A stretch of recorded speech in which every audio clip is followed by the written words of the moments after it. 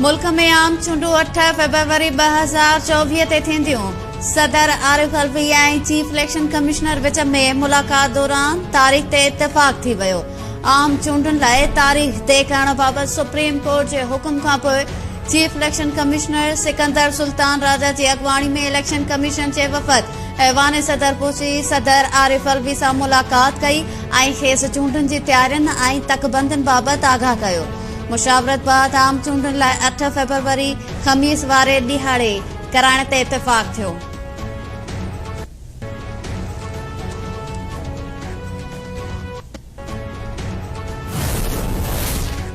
सदर चूंडुनि जी तारीख़ न ॾेई आइन जी भञकड़ी कई। आइन जी भञकड़ी सदर करे या इलेक्शन कमीशन आर्टिकल 6 लागू थींदो। जंहिं बि आइन जी भञकड़ी कई उनखे नतीजा भोगणा पवंदा। सुप्रीम कोर्ट जा 90 ॾींहनि अंदरि आम चूंडू कराइण वारे केस में रिमार्क्स। जस्टिस अतर मिनुल्ला रिमार्क्स में चयो त बादियाल नज़र में इलेक्शन कमीशन सदर ऐं समूरी सियासी पार्टियूं चूंडुनि में देर जूं ज़िम्मेवार आहिनि। छा पीपल्स पार्टी गॾियल मफ़ादनि वारे काउंसिल में नईं तकबंदियुनि जी मुखालफ़त कई? चीफ जस्टिस काज़ी फाइज़ ईसा रिमार्क्स में चयो त सदर फर्द वाहिद इदारो नाहे। छा चूंडुनि जी तारीख़ न ॾियण ते सदर ख़िलाफ़ तौहीन अदालत जी कार्रवाई थी सघे थी?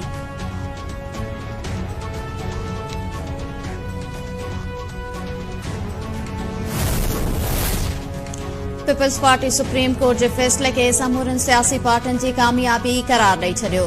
फारूक एच नाइक चयो आहे त आम चूंडूं 90 ॾींहनि में थियण घुर्जनि हा, जेके न थी सघियूं।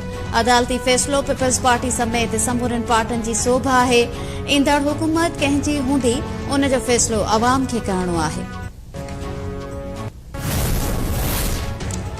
अॻूणे सदर आसिफ अली ज़रदारी सां नवाबशाह में पीपल्स पार्टी अॻवाणनि ऐं कारकुननि जूं मुलाक़ातूं।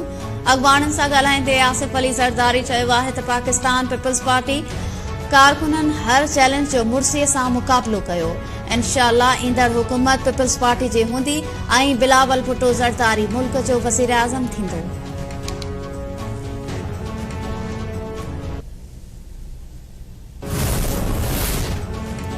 सेनेट नेब तरमीमी ऑर्डिनेंस में 120 ॾींहनि जी वाद करे छॾी। निगरान कानून वारे वज़ीर इरफान असलम नेब तरमीमी ऑर्डिनेंस में वाद जो ठहराउ पेश कयो। ऐवान अक्सरियत राय सां मंज़ूरी ॾेई छॾी। आज़म नज़ीर तारड़ चयो आहे त सुप्रीम कोर्ट पार्लियामेंट जी कानून साज़ी खे तस्लीम कयो। कानून साज़ी जो अख्तियार रुगो पार्लियामेंट वटि आहे। सेनेटर कामरान मुर्तज़ा चयो आहे त सुप्रीम कोर्ट वाज़े करे छॾियो त चूंडुनि जी तारीख़ सदर खे ॾियणु घुर्जे हा। चूंडुनि जी तारीख़ न ॾियण ते खेसि इस्तीफ़ा ॾियणु घुर्जे।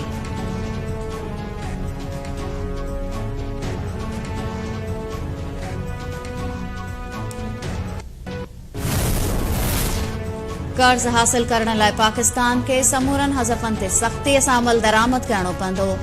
IMF निगरान हुकूमत ॾाढो वाज़े करे छॾियो। पाकिस्तान ऐं IMF विच में $71 करोड़ जी किस्त लाइ टेक्निकी सतह जूं ॻाल्हियूं जारी।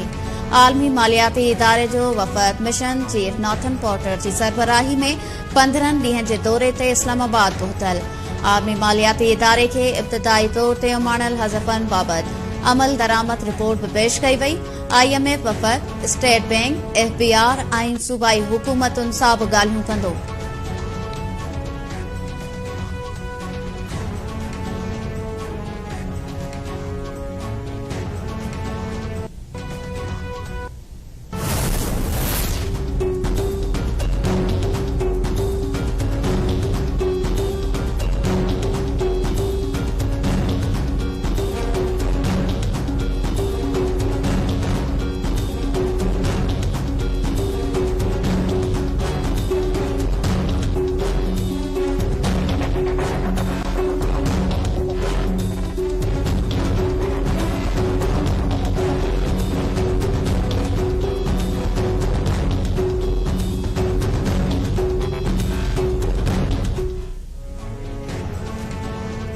सिंध समेत समूरे मुल्क में गैर कानूनी तौर ते तरसियल अफगान पनाहगीरनि समेत ॿियनि परॾेहिनि जी ॾेह वापसीअ जो सिलसिलो जारी।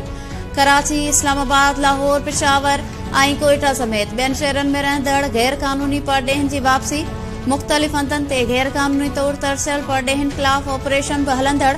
हैदराबाद में सुभाणे खां ऑपरेशन जो फ़ैसिलो। मटियारी में गैर कानूनी तौर तरसियल 189 अफ़गाननि जी मौजूदगी बावजूद पुलिस को बि तहरुक न वरितो।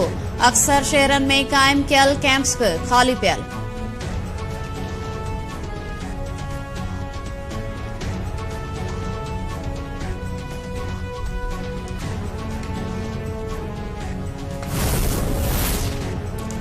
मुल्क में गैर कानूनी तौर तरसियल परॾेहनि लाइ इमिग्रेशन वारे मंसूबे ते अमल शुरू थी चुको आहे।